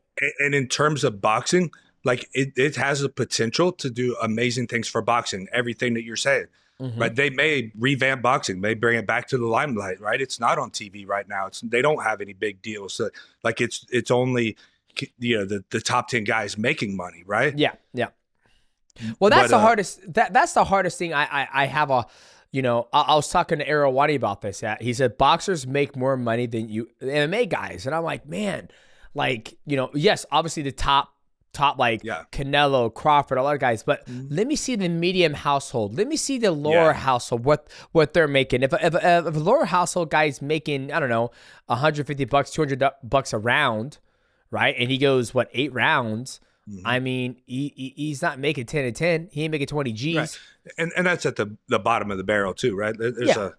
There's a lot of like mid-range guys. There's like Charlo who just fought for like $1 million, right? Mm-hmm. But the point of all that is the reason that the Canelo and Crawford made more than the entire UFC roster in one fight, right, is because the promoters were fighting for them versus us fighting for the promoters, right? Yep. But so regardless of my whole point is, look, they may make boxing better. They may bring it to the limelight, and then hell, guys might fight for the UBO and build a big brand name, and then go on fight, get released from a contract, go over to the all the act type stuff, and now they got a big name to magnify even more and make money, right? This may be a great thing for boxing, or maybe no boxer signs with UBO at all because they're like, I'm not doing that shit or whatever. Like, I don't know, don't really care. I mean, I love boxing, and I think boxing is gonna be here no matter what. So who really cares? I'm not a boxer. I'm an MMA fighter. An MMA fighter, well, former MMA fighter now, unfortunately, but it's hard to say it. I hear you. It's hard, but to get some of the Ali Act is also not perfect, but to get some of the protections in the Ali Act into MMA is the goal. Yep. And if the Ali Act is revised, it is impossible to bring it to MMA now because it would just be under UBO. So it has nothing to do with what they want to do with boxing. Now, I know there's a million arguments on how it could monopolize boxing, and to me, because that's not my lane, that's not really. I don't even want to get into that, right? I don't understand boxing to the fullest. A boxer could come on and tell you all those things, but what I do know for sure is MMA needs help so that the top guys can make more money. Yeah. Whether and I don't want to. And I don't think it's necessary to fight for necessarily they talk about the bottom end and the mid-range guys. Mm-hmm. Like mid-range and bottom guys in any corporation, any job in the world don't make as much money. Yeah. I mean, if you're a mid-range guy, like you just don't make as much money because you're a fucking mid-range guy. The top guys make money in whatever the fuck they do. Right? Like a medium average doctor doesn't make as much as the world's best doctor. Yeah. That's just fact, right? But the top tier is so low that it's wrong. Yeah. Well, that's I'm happy to hear you say that because I hear some people goes, oh man, I should have made this. I was like, you were never a fucking champion. You never. it don't make. I just don't. You know what I mean? And I agree with you. Look, right? I argue for even myself. I'm a benefit of the system that they built. Yeah. Like if I was boxing, like with my record and that, I wouldn't be nearly what I am, right? Like I probably wouldn't be on your podcast right now, right? Like I wouldn't have my own podcast. I'm sure if we spent time together and I've been seeing maybe as a friend or something. Yeah. But at the same time, I think the shit you've been saying lately, I enjoy it. Like I go on and I'm a lurker. You know what a lurker is? Fair. I'm a lurker. I lurk around. I see shit and I laugh and I'm like, he's got a fair point. Or you're right. You're like, huh? Like you stand on base, right? Like the fact that you're like, dude. Well, I mean, it's honest opinion. It's like, dude, just because I never forget. When I fought in the UFC, I beat Kid Yamamoto. I made $5,000 to show, $5,000 to win. He made $15K to show, $15K to win. He made way more money than me, and I beat his ass. And I was like, at one point, how is that fair? That's not fair. I just beat the guy, and he makes more money than me. And I almost kind of lost a sense if I fought Miguel Torres. He's made more money than me. But it's like, at the end of the day, those guys have a name. They built their brand. They are that top tier echelon. So the fact that you think you deserve what that top tier echelon has, I don't think so. Like I can't, when I jumped into the mixed martial arts, I was 3 to show, 3 to win. A lot of people are like, that's not fair. It is what it is. So for a new guy to come in the UFC and he's making 10 to 10, I'm like, hey, that's the way that's the way the cookies crumble, dog. Like you just gotta, battle through that and get to that point where you can make more money, just like in NFL. I don't know what like the starting wages. I think it's like 400,000 walking on 300,000. Yeah, practice squad, right?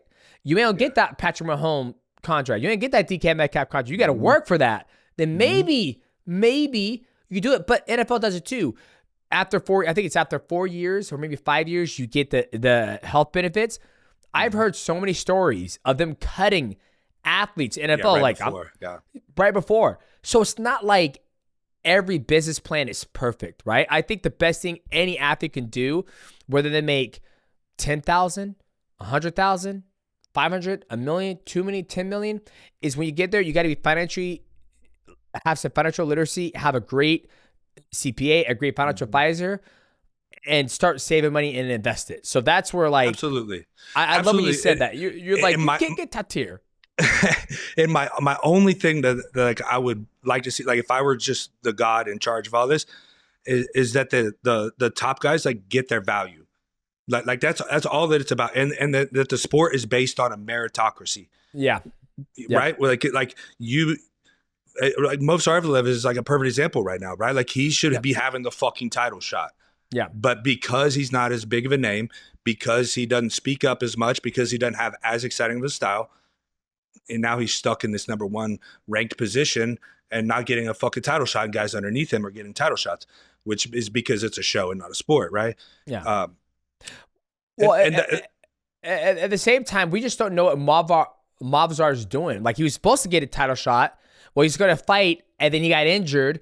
And that's just one example. I mean, we could pick apart like all the examples. Like Bilal Muhammad had to go on a 12-fight win streak to get a title shot, right? Absolutely. And like Sean O'Malley did a 2 or 3 fight win streak or something, maybe 4. And then Rob goes on a fucking banger, just beating who's who of the bantamweight division. And he finally, I agree with you 1,000%. The merit system of like what is rankings, what is based, what makes this person number 1. Like if I think Joshua Van is fighting Alex Pantoja, and there's a guy, I believe it's Johnson. I don't know if it's Chad Johnson or whatever. He beat the bricks off of Joshua Van, finished him, and he's nowhere even near title talks. Not even talked about, Not even talked about. But granted, he did have a loss. Can you imagine in wrestling if you're like, you're in a tournament and you win like 2 matches, and then like the guy you beat like gets a title, he gets to go to the finals. I mean, this is like literally what it is. Yeah, you're right. You're absolutely right. And once again, it's more of a show. It's 80% show, 20% sport. Where even the guy, I was talking about this recently, even the guy who beat Marcus Buchecha in Abu Dhabi or UAE, they cut him and not Marcus Buchecha. I was like, why would you cut the guy who just beat a former he wasn't ever a champion, but IBJJF world champion multiple times. You cut the guy who beat that athlete. So how can I put any, value in his skill set when you cut the guy who beat?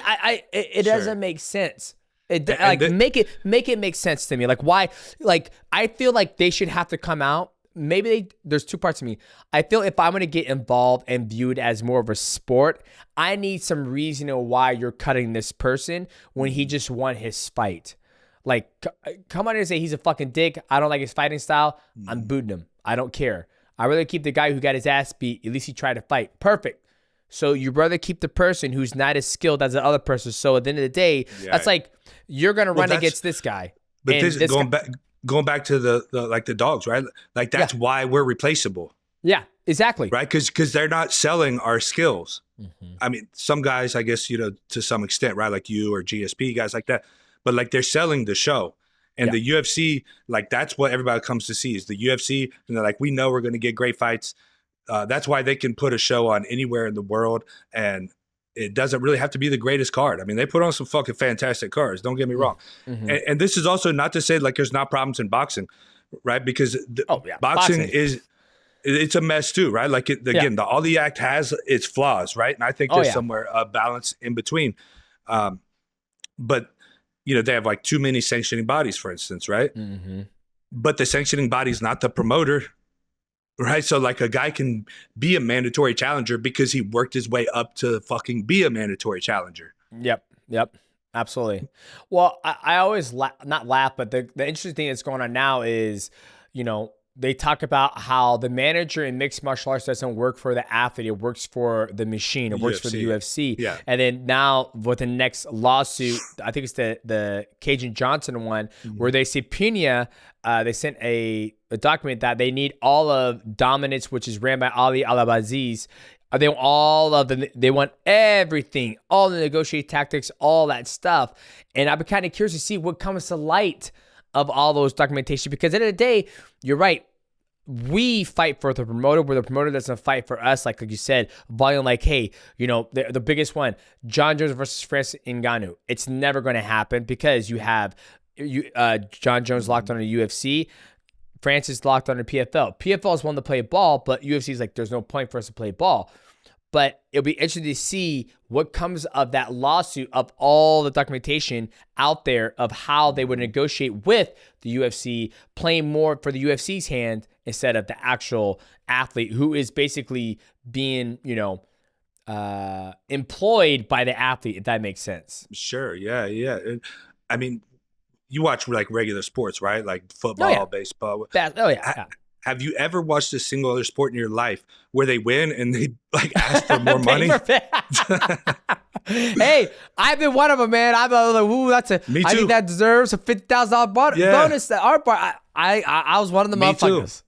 I did the exact same stuff, and I had no. If I had to do it again, I probably would, because who doesn't want $50,000, right? Yeah, absolutely. But what actually kind of woke me up one time was actually the last UFC I was at. It was in Chicago. And I think it was Carlos Prates had just won his fight. And he was like basically begging Dana to sign his friend to the UFC. Yep. And I was like, dude, like what kind of sport are we in? Like if the dude is that good, like he should just be able to fight, right? Yep. I mean, like, can you imagine like winning a tennis match and be like, hey, tennis association, will you guys please like get my friend in here who's beaten all of us? Yeah. Like I said, that's where like I'm kind of torn, where it's like, if a business wants to only work with certain individuals, I have no problem with that, right? But you can't say that you're the best league in town because you're not grabbing the best talent around the world. You know what I mean?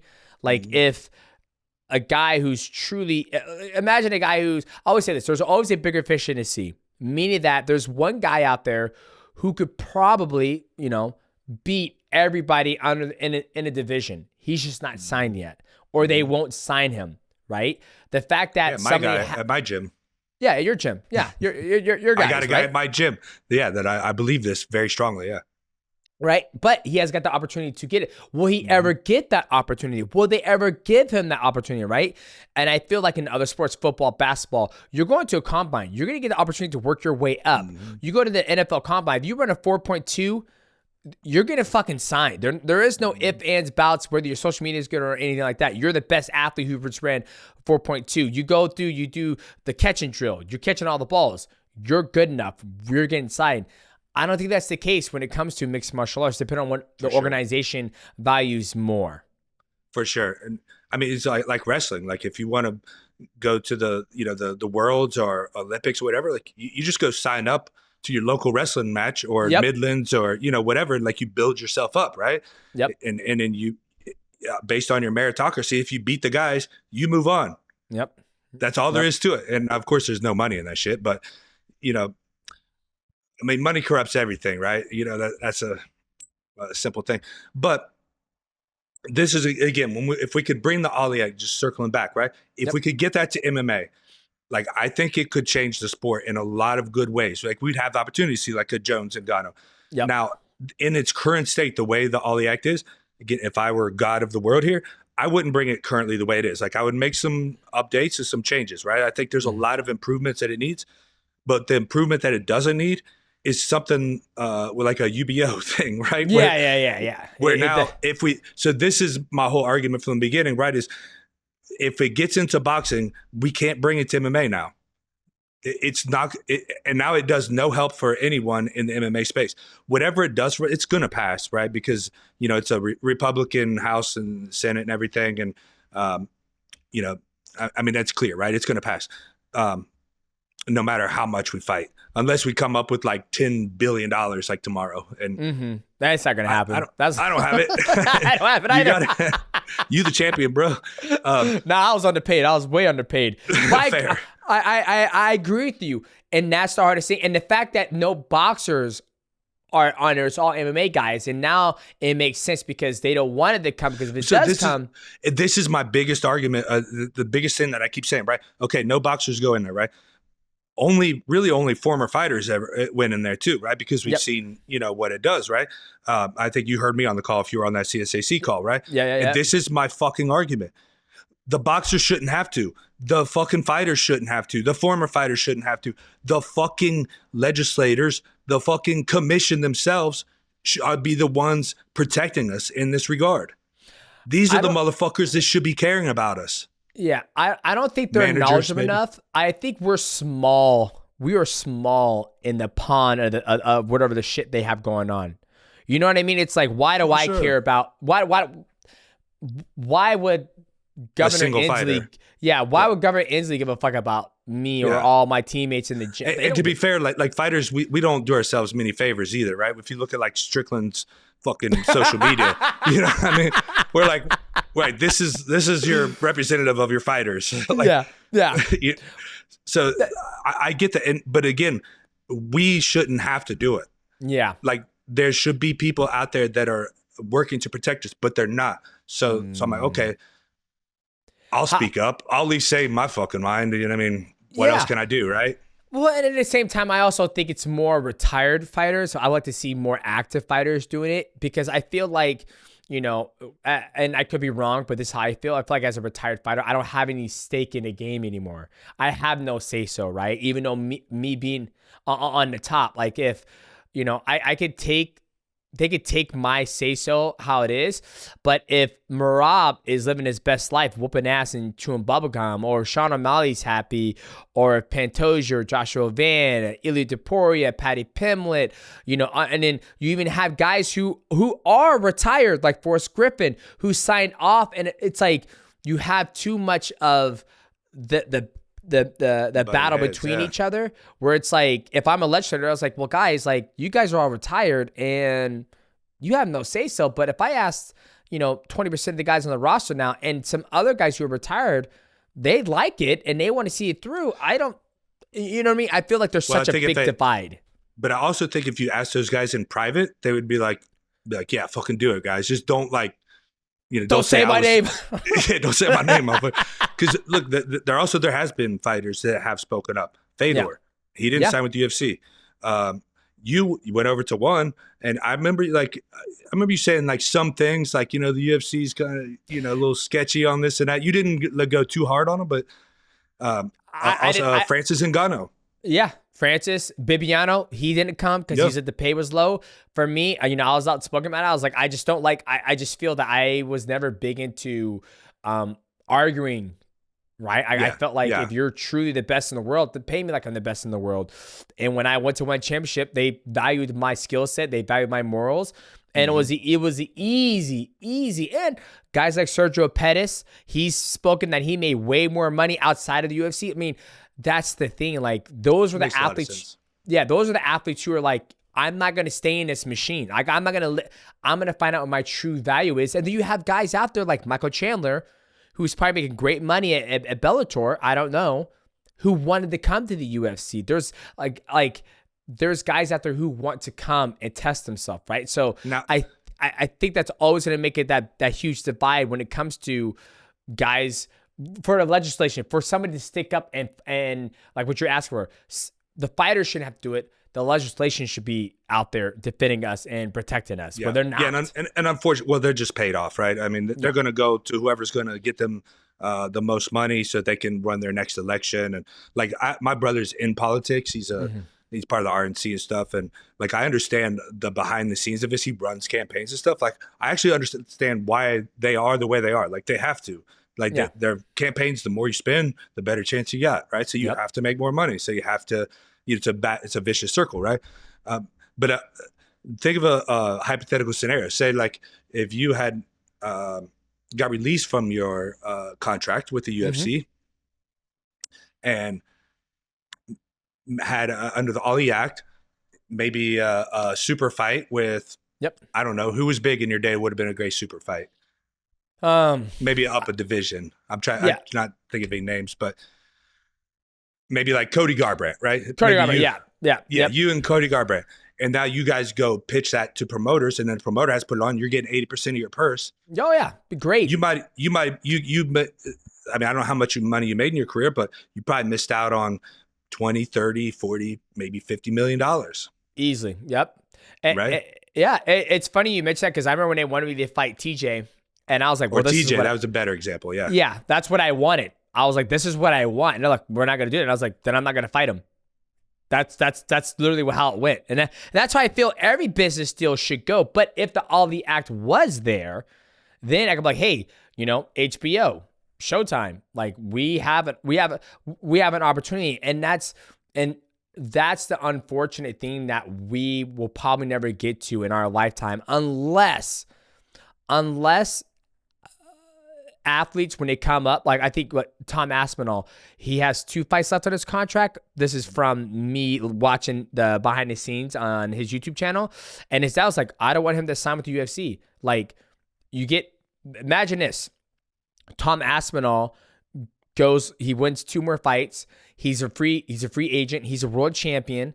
And next thing you know, he goes, nah, I want a free market. I want to see what's going to be. But then again, the UFC has so many athletes under the roster, and they'll just bring somebody else in to fill that spot. Sure. Like, the brand is so big. And unfortunately, because of the monopoly, which again, not hating on the UFC, like they're supposed to fucking monopolize it. So they own a business. But because of that, I love that. Like his only path would be to go fight probably Francis in boxing. Yeah. They probably would not fight in PFL. Like, PFL would certainly push for it, right? And there's a chance they would come up with enough money for that. I don't know if they could afford it. But like, it would probably be boxing because boxing's under the fucking Ollie Act. Yep. And again, the Ollie Act's not perfect. I mean, we could, we could spend a whole podcast on the flaws with it and how, I mean, it's a fucking mess too. Yeah. But it's like a mess that could be cleaned up. Whereas like if this revision act essentially makes it like it wouldn't be a mess anymore. That's for sure. Yeah. But it's like, ain't nobody getting paid. Everybody's gonna be like, shit, I don't get 80%. I don't get that. And only time will tell what happens, right? Like, if it does happen, I'll be curious to see how it affects. Same.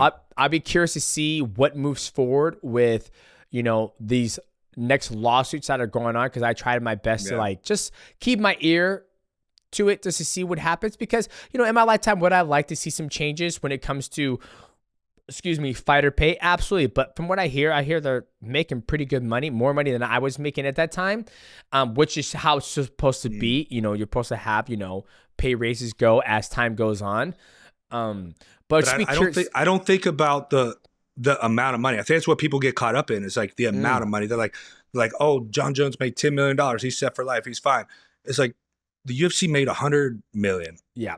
You know what I mean? It's like, it's not the amount. It's like, it's the percentage. The percentage, it's like, he made $10 million, but he made them the fucking 100 million, guys. Come on. This isn't complicated stuff. Yeah. Yes, we know that, Nick. Yeah. Well, the views are so UFC fighters make 13 to 19% of revenue according to the anti-law trust suit. Most leagues are close to 50%.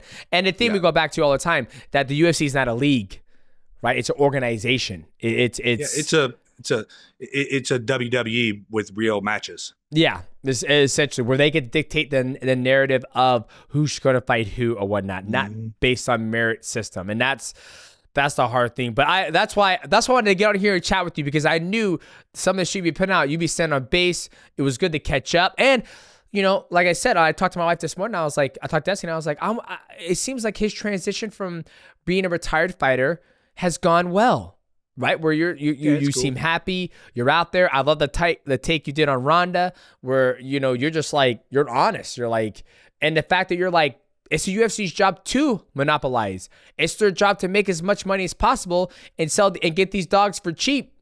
There's nothing wrong with that. It's called America. It's called business. It's called business, right? Yeah. Like if I'm selling like coffee, I want to buy my coffee at 10 cents and sell it for $3. Yep. I don't want to buy it at fucking $2 and sell it for $3. Right? And see, that's where I think we're going to run into a problem when it comes to legislation. They're like, I don't see anything wrong with what they're doing. They're trying to make it better for them.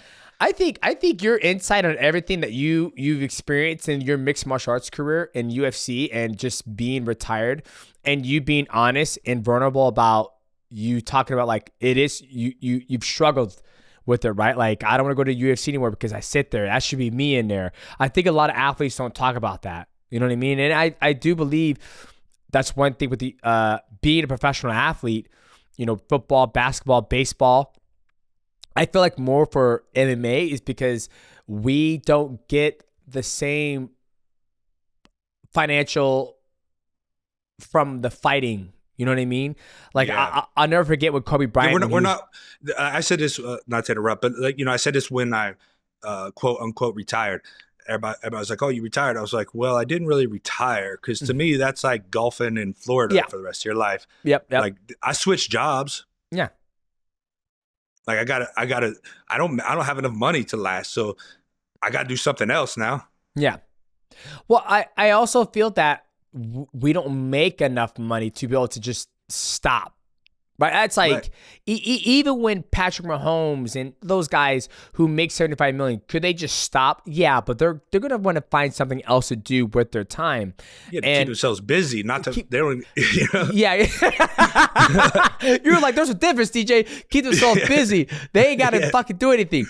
And I feel with MMA athletes, we never get to that point because the money discrepancy is not the same as it is in basketball or football. And I'll never forget when Kobe Bryant was alive and the UFC used to do those Spider Summit.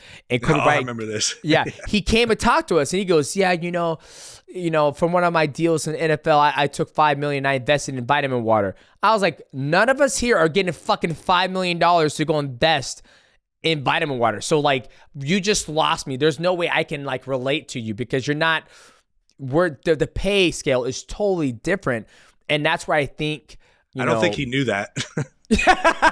I remember sitting there and I was like, this guy has no fucking clue what MMA is or how much money we're making. Yeah, because the way he was talking about investing money, he was like, I invested $2 million here, $10 million here, and I was like, yeah, dog. I think the last time I fought, I was 30-30, and I was a champ right now. So those dollars sound real nice, but I'm making, and I think that's why I think you can shine on this space is talking about those experiences, because there's a lot of people out there who don't realize how hard it is, right? Like, they just see all of the glitz and glamour of, oh, the UFC, da-da-da-da.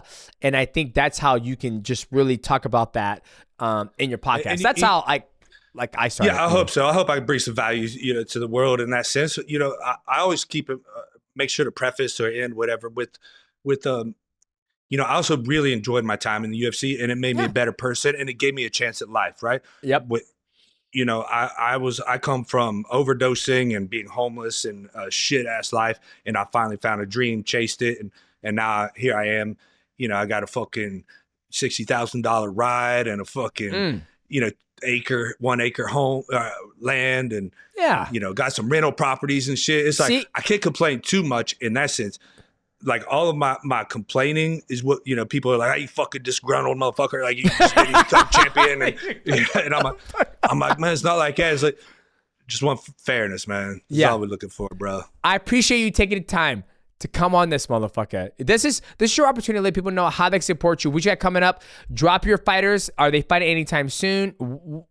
This is your time to let people know how they can support you and follow you. Yeah, you know the social media. I'm the Immortal, Instagram and Twitter. The Immortal Matt Brown on Facebook. My boy Miles Robinson, he's got a fight coming up. I don't remember the date. December sometime. Just remember the name. You know what I'm saying? Just remember the name. Immortal Martial Arts Center. You know, we got some good guys coming up out of there. And I'm going to be dropping my own podcast soon too, bro. Immortal Cast coming hopefully by 2026. Ladies and gentlemen, our guest was Matt Brown, the Immortal One. Make sure you guys do yourself a favor. Go follow him on his social media and his podcast when it drops. I'm hoping I get the opportunity to get the invite to come on there. Check out his gym. Check out the boy's name. What's the guy's name again? Let me need to remember.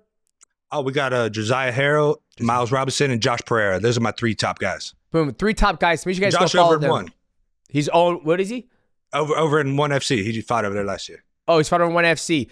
Guys, make sure you guys follow, support. I'm your host, Demetrious Johnson. Our guest, Matt Brown, the man behind the scene, the producer, Nick Pappas. We will see you guys at the next episode of the MightyCast. What's going on, guys? Welcome back to another episode of the MightyCast. And we just had the Immortal One, Matt Brown, on the MightyCast. And I'm your host, Demetrious Johnson. And my co-host, producer today is Nick Pappas, our Italian producer. Reason why we call him Italian, he has nice hair. But, guys, a lot of you guys don't know this, but me and Matt Brown go way back. He came to AMC. We trained. He did multiple camps together. And he was always amazing to be around. Like, I never forget, Matt Hume always had great things to say about him, about his heart, his determination, his grit, his willingness to learn. And he was always a treat to hang around. And my best memory, or my favorite memory of him, was the swimming exercises and the death rounds. Like, he would literally, now I hear him speak like how much he loved just to fight. Just the sheer thing about fighting. When we would spar, he goes, death round. I'm like, Matt, I'm fucking 5'3", 138 pounds. How am I supposed to have a death round? He goes, don't worry about it. It's going to be better for you. And this motherfucker would hit me and kick me. Like, he said, it's going to make you better. And the swimming exercises, you know, at the point in time when we were getting ready for these fights, UFC was still in its infancy stage where nobody didn't really have the recipe to get yourself prepared for the fight. You know, he mentioned Joel Jamieson, who was the strength and conditioning coach at that time, and now he's gone off to do, you know, Morpheus and a lot of amazing products. But we didn't know. So Matt would come up with these outrageous workouts where, you know, if you couldn't swim, tough shit. Matt did not care. Matt Brown would tell you, he's like, I would sink and Matt would just step on my hands off the thing. That's what the type of training we were doing. And just to, you know, reminisce and talk about that was really, really a treat today. A real good treat. Yeah, I mean, he's an absolute just legend. I mean, his record was, just to double check it right here, 24-19. So that's 43 UFC fights.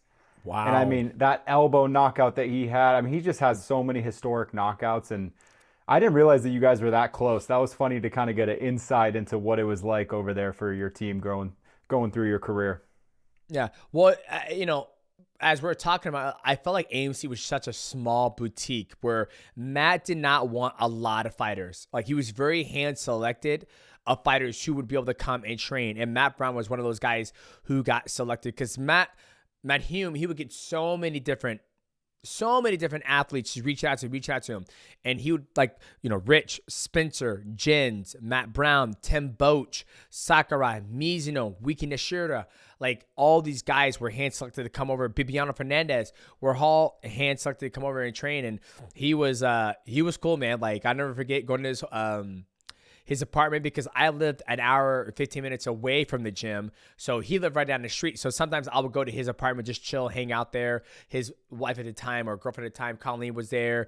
Yeah, it's just good, man. It's just dope to, like, talk about the old school days and to hear his perspective on the new days. And that's why I like Matt, is because he talks about stuff. He's like, you know, we're all trying to get this even pay scale and all this stuff. He goes, dude, if you're not top shit in mixed martial arts, you can't expect to get top dollar. You know, you can't expect to get more than me when you're not, you know, doing more than me, right? And I love the fact that he said that, because I feel, you know, at one point in time, they're like, oh, nobody should be getting 3-3 or 8-8 or 15-15. That's what I got. And so I don't see anything wrong with somebody going through the same, you know, path as me. Granted, that's me with my fighter mindset. But as a business, and I sit on the outside now, it's like, I think athletes deserve more money. They deserve more of the pie. Because I'll never forget what Dwight Howard told me when I was at one of the UFC. He goes, you see this right here? You saw all these people out here? They're not here to see Dana. They're not here to see the refs. They're not here to see that. They're not here to see the three-letter word UFC. They're here to see you athletes. You guys need to band together, unionize, and get more share of the pie. And he goes, you guys aren't. You guys are fucking fighting for pennies. They're making millions off you guys. And then for me, I'll never forget, you know, me looking at his tall ass. I'm like, yeah, you're right, but nothing's never going to change. But to see him stand up base and saying, like, the UFC should monopolize. That's what business do. Like, you want to be the only stop in town. Like, that's their job. And he's like, I agree with you. Is it right? No, but there's things put in place. Anybody else can start a league, right? All the fighters can get out of their contract if they want to, but they don't want to because that's the league that everybody wants to see. That's where all the sponsors are at, right? You know, Monster Energy ain't got to sponsor the UFC. They go sponsor PFL or CFFC, but they don't want to. They want to be where all the eyeballs are at, right? So I think it's not just the fighters. I think, like he said, the legislation needs to stand up and fight for the fighters. Sponsors need to look at it like, hey, guys, like, is there a way that the fighters can get more of this money? No? Okay, sounds good. We keep doing what we're doing, right? It's not, it's got to be more of not just the fighters. It's got to be more. Imagine if, like, a company that sponsors the UFC, it goes to legislation, it goes, hey guys, like, you know, we gave, you know, X, Y, and Z to the UFC, and it's just staying in our pot. It's not going to the athletes. We'd like to see this change. Then I think we might have some momentum in our favor. But right now, when it's just all ex-fighters, and ex-fighters against ex-fighters, and you have some former fighters who are signing off on a bill, it's kind of like, it's not looking too bright. Yeah, I mean, and I think the biggest people who need to step up is the athletic commissions, right? It's like you were talking about. You're talking about with the Ali Revival Act. There were 0 current boxers at that meeting to change the act.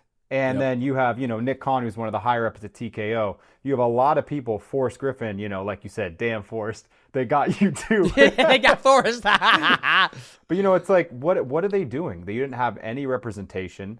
And I thought something that was interesting that you said was the UFC is not a league, right? Like the NFL, like MLB, because when you look at the stats, MLB, you know, if you look at the top 10 sports in the world in terms of how much money they make, the only sport that wasn't basically 50% was the MLS, which was 25 to 30%. And with this antitrust lawsuit, it came out that it's 13 to 19% of the revenue. So if we had some sort of Ali Act in the UFC, the fighters would be able to see how much that percentage is. And then it'd be like, hey, guys, this is crystal clear that we're not making enough money. So that's where I think there needs to be a change is the fighters need more transparency so that they can come out and share this with everyone, put pressure on the UFC. And you said the UFC isn't a league, but I would argue they are. You know, they, like you had said earlier in the podcast, this is a horrible time to be a pro fighter. It's you go to the UFC or you're kind of screwed, you know? I mean, one's done great stuff. When they have events, it's not as frequent. PFL, who knows what's going on with them. And I think that the UFC has tried everything in their power to keep it that way, which, like you said, I think that's fair. But that's where I think we need these state athletic commissions to come in and actually regulate and stick up for the fighters like it's supposed to be. Well, I think the reason why they probably don't is because if they do that, then the UFC can dictate where they want to go. And that's one of the things that we're talking about with the Athletic State Commission in California is that imagine if they did that. Goodbye to WWE coming to California. Goodbye to the UFC coming to California. We'll just keep this shit in Las Vegas. They could dictate where they want to do business. And Zuffa Boxing, which is going to come soon. Right, which is going to come soon. So, and I don't think a lot of the viewers know this, but if I am a professional athlete and I go do any type of business in California. They charge me an 8% tax on everything I make in California. And then I still got to pay federal taxes on top of my pay. So when I fight Henry Cejudo in California, I paid 8% on top of $380,000 just because it was in California. Same thing when you go to New York, you got to pay a state tax. That's why a lot of athletes, and Sugar Sean O'Malley has spoken up about this too. That's why we like fighting in Vegas, because you show up to Vegas, you fight, you get checked, and you go.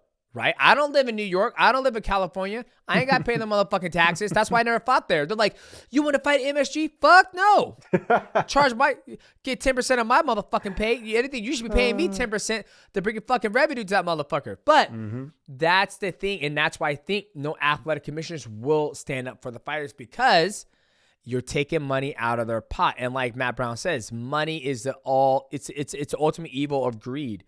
Right? There's enough money to go around and share, right? Like I talked about this on their Hawaii podcast. It's like, if I'm going to eat good at my table, I want to make sure you, Michael, everybody under the sun can eat good. I want everybody to be fair. I want everybody to be happy.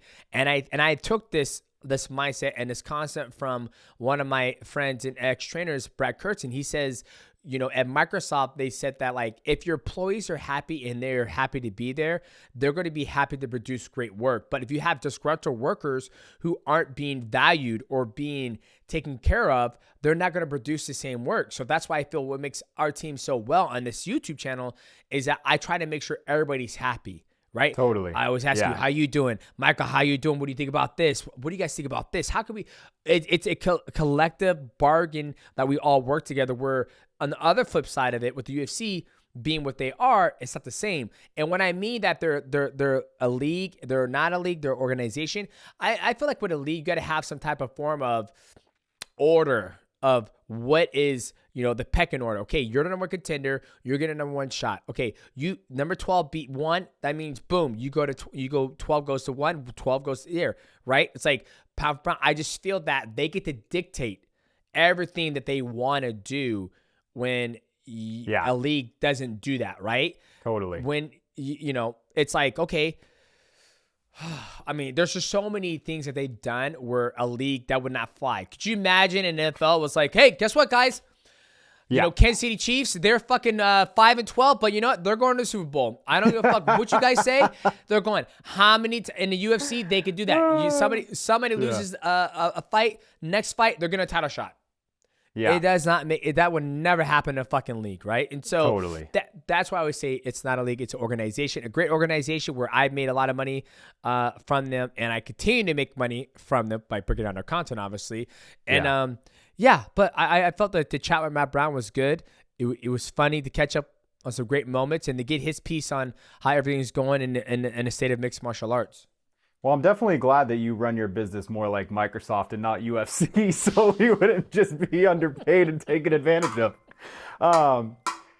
But it's funny, right? It's like Microsoft has to do that because then the people will go to Apple. Yep. Then the people will go to Google. The UFC doesn't have to do any of that, and that's where I think I would love to see, you said that maybe it's not the job of former fighters to speak up, but I almost think that's where we need former fighters to speak up and to come together, right? Imagine if you had John Jones, I don't know if he's retired or not, but John Jones, Anderson Silva, GSP, a lot of these, Khabib, like all these big guys come together and say, hey, fighters, you got to stick up for it. Because if a fighter comes out and speaks out, what's going to happen? Oh, I mean... a real fighter? Oh, yeah. They're going to just, okay, you're cut. Please stop talking. And they're screwed. And it's happened before. But it's like, the question would be now, why don't those guys? Right? Like, why don't they? Like, for me, I'm so busy. I have so much going on my plate, as I know everybody else does. I am no longer a professional mixed martial artist. Do I ever want my kids to fight? Absolutely not. So for me, I have no skin in the game, even though I was in the game. And, why doesn't GSP say anything? Why doesn't Khabib or Jones, Anderson, all those guys? I don't know. I would love to know, but why don't they?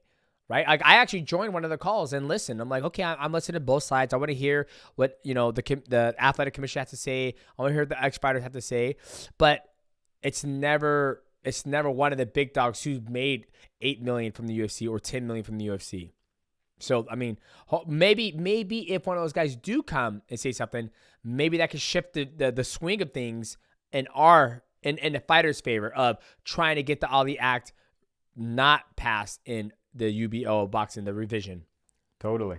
But yeah, Matt Brown, just awesome interview, awesome guy, and it's cool to see that people like him are not afraid to speak out, to use their platform and just say what's on their mind. So mad respect for Matt Brown, and I'm super glad that he came on the show.